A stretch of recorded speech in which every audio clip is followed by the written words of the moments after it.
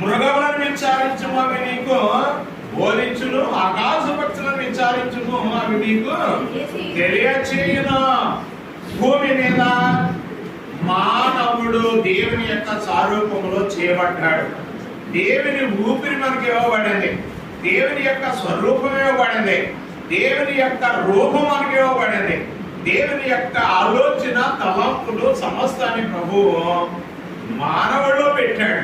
హల్లెలూయా, హల్లెలూయా. మానవుడే దేవుని వలె చేయబడ్డాడు. ఒక మానవుడే దేవుని యొక్క ఆలోచన కలిగి ఉన్నాడు.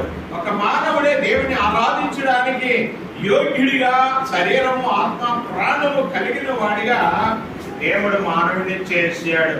అయితే మానవుడు రాను రాను రాను రాను ఏమైపోయాడంటే దేవునికి దూరం అయిపోయాడు. రాను రాను దేవుని ఆరాధించడం మానేశాడు.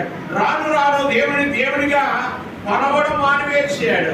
దేవుని మహిమపరచడం మానేశాడు. కనుకనే వీడంటున్నాడు, మృగములను విచారించుము అవి నీకు బోధించును. ఏంటి విచారించాలంట? మృగములు అంటే మనకి తెలిసిన జంతువులు కదా.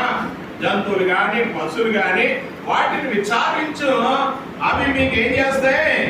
విచారించు వాటి గురించి అవి మీకు బోధిస్తాయి. మనకు బోధిస్తాయి అంట. మనకు బోధించడం ఏంటండి?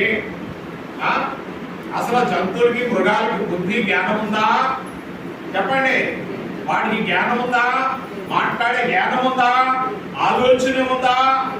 మానవుడుకున్నంత జ్ఞానము గాని, మానవుడుకున్న దైవశక్తి గాని, మానవుడుకున్న ఆలోచన గాని, మానవుడు చేయగల కార్యాలు గాని మృగాలు చేయగలవా? ఎక్కడో అరణ్యంలో ఉండి అరణ్యంలో బ్రతికి అరణ్యంలో చనిపోయే మృగాలు మనకు బోధించడం ఏంటి? మనమైతే ఈ భూమి ఈ పొలం నుండి ఆ చివరి వరకు, ఈ దిక్కు నుండి ఆ దిక్కు వరకు తిరుగుతాం, వెళ్ళగలుగుతాం. ఆకాశం ఎగరగలుగుతున్నాడు, భూమి కిందకు వెళ్ళగలుగుతున్నాడు, అన్నింటినీ చేయగలుగుతున్నాడు, మంచి చేయగలుగుతున్నాడు, నాశనాన్ని చేయగలుగుతున్నాడు. అంత జ్ఞానాన్ని మానవుడికి ఇస్తే ఆ మానవుడికి బుద్ధి లేదు కనుక బుద్ధి లేని జంతువుల గురించి ఆలోచన చేయండి. ఆ వాటి గురించి మీరు పరిశీలన చేయండి, అవి మీకు బోధిస్తాయి. ఇంకేం చెప్తాడు దేవుడు?